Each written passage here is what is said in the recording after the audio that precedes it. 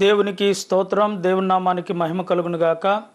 జీవాధిపతి యేసు అనుదిన వాగ్దానాల సందేశాలను వింటున్న దేవుని బిడలైన మీ అందరికీ ప్రత్యేకమైన వందనాలు. వైఎం యూట్యూబ్ ఛానల్ను మీరు సబ్స్క్రైబ్ చేసుకోండి. మీ బంధువులకు మీ స్నేహితులకు పరిచయం చేయండి. లైక్ కొట్టండి, షేర్ చేయండి. అంతేకాదు మరి ఈ యొక్క పరిచర్య కొరకై అనుదినం మీరు ప్రార్థన చేయండి. ఎవరైనా ఆర్థికంగా ప్రోత్సాహకరంగా మీరు సహాయం సపోర్టు అందించాలనుకుంటే ఈ యొక్క ఛానల్లో మాకున్న నెంబర్కి ఫోన్ చేసి మీరు మమ్మల్ని సంప్రదించాల్సిందిగా ప్రభుపేట మనం చేస్తున్నాం. దేవుని పరిశుద్ధ నామానికి మహిమ కలుగునుగాక. దేవునికి స్తోత్రం. జీవాధిపతి యేసు అనుదిన వాగ్దానాలను వీక్షిస్తున్న దేవుని బిడలైన మీ అందరికీ నా హృదయపూర్వకమైన వందనాలు తెలియజేస్తున్నాను. అందరూ బాగున్నారండి? సంతోషంగా ఉన్నారా? దేవునికి స్తోత్రం. మీకోసం, మీ కుటుంబాల కోసం, మీ బిడ్డల కోసం అనుదినం మేము ప్రార్థిస్తున్నాం.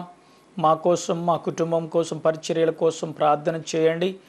మారు మనసు అనే అంశం మీద మనం మాట్లాడుకుంటూ వస్తున్నాం. ఈరోజు మరొక వాక్యాన్ని మనం ధ్యానం చేద్దాం. పరిశుద్ధ గ్రంథంలో నుండి 2వ కొరింథీయులకు రాసిన పత్రిక 7వ అధ్యాయం 10వ వచనాన్ని చదువుకుందాం. దైవ చిత్తానుసారమైన దుఃఖము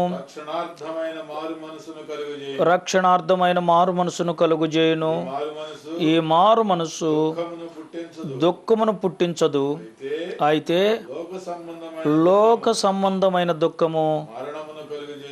చాలు, మనం చదువుకున్న ఈ వాక్యములో ఏమని రాయబడిందంటే దైవ చిత్తానుసారమైన దుఃఖము అంటే దైవ చిత్తానుసారమైన పశ్చాత్తాపం. ఒక మాటతో చెప్పాలంటే దేవుని సన్నిధిలో దైవ చిత్తానుసారమైన దుఃఖము పశ్చాత్తాపానికి సూచనగా ఉంటుంది.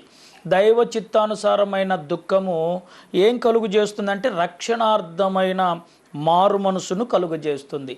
ఈ రోజున మనకి ఏమో లేవని మనం దుఃఖపడుతుంటాం. పిల్లలకు ఉద్యోగం లేదనో, లేకపోతే పిల్లలు ఎదిగెరిగని వాళ్ళకి వివాహాలు కాలేదనో, లేకపోతే ఇంట్లో ఆర్థిక సమస్యలు ఉన్నాయనో, లేకపోతే ఇంకా ఏవేవో ఉన్నాయని మనం దుఃఖపడి మనం బాధపడుతూ ఉంటాం. నిజమే, వీటన్నిటి విషయంలో మనం దుఃఖపడవచ్చు, బాధపడవచ్చు. కానీ ఒక వ్యక్తి రక్షించబడాలి అంటే దైవ చిత్తానుసారమైన దుఃఖం రావాలి. అంటే దైవ చిత్తానుసారమైన పశ్చాత్తాపం రావాలి. దైవ చిత్తానుసారమైన పశ్చాత్తాపముతో ప్రార్థన చేస్తూ మనం జీవిస్తే అది మనకేం కలుగు చేస్తుందంటే రక్షణార్థమైన మారు మనసు కలుగు చేయును అని చెప్తున్నాడు. కనుక ఈ మారు మనసు దుఃఖమును పుట్టించదు.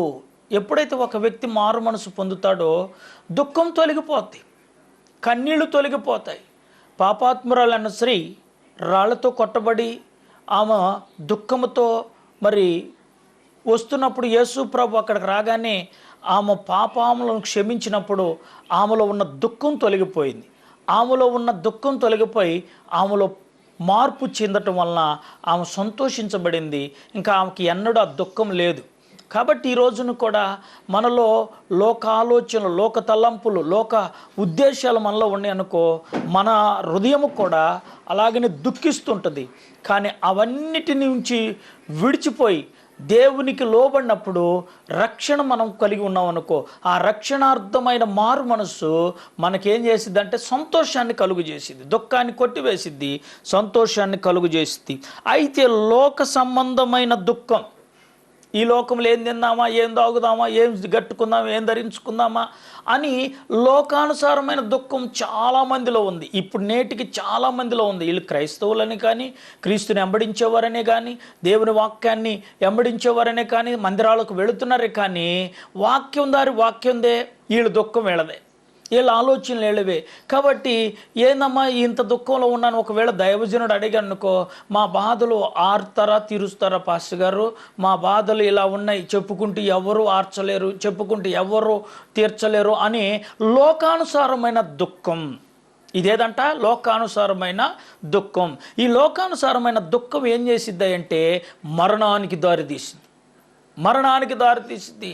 చాలామంది ఇలాంటి దుఃఖంలోనే మునిగిపోయి జీవితంలో ఆత్మహత్యలు చేసుకునే వాళ్ళు చాలామంది ఉన్నారు. ఇక నా బతికెందుకు, ఈ భూమి మీద బ్రతకటం ఎందుకు, నాకు ఇంక ఈ మేలు ఏం జరగలేదు కదా అని ఇలాగా మరణానికి దగ్గరయ్యే వాళ్ళు చాలామంది ఉన్నారు. అందుకని నా ప్రియ దేవుని బిడ్డలారా, ఈరోజు ఈ వాక్యం వింటున్న ప్రియ సహోదరి సహోదరుడా, దైవ చిత్తానుసారమైన దుఃఖముతో నువ్వు ప్రార్థించి, దైవ చిత్తానుసారమైన పశ్చాత్తాపంతో దేవుని దగ్గరికి రా. దైవ చిత్తానుసారమైన దుఃఖం ఏం చేస్తుందంటే అది రక్షణార్థమైన మారు మనస్సును కలుగు చేస్తుంది. అది రక్షణార్థమైన మారు మనస్సు నీలోకి వచ్చినప్పుడు నీ దుఃఖములన్నీ కూడా ఏమవుతాయంట, మటుమాయమైపోతాయి.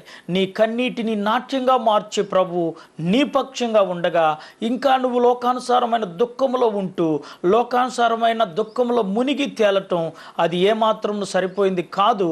ఈ రోజు నుంచి ఈ వాక్యాన్ని హృదయంలోకి చేర్చుకొని దైవ చిత్తానుసారమైన దుఃఖముతో ప్రార్థిస్తూ రక్షణార్థమైన మారు మనసు కలిగి బ్రతకాలని ప్రభు పేరట కోరుకుంటూ ఈ నా మాటలు ముగిస్తున్నాను. దేవుడి వాక్యాన్ని దీవించునుగాక. ఆమేన్.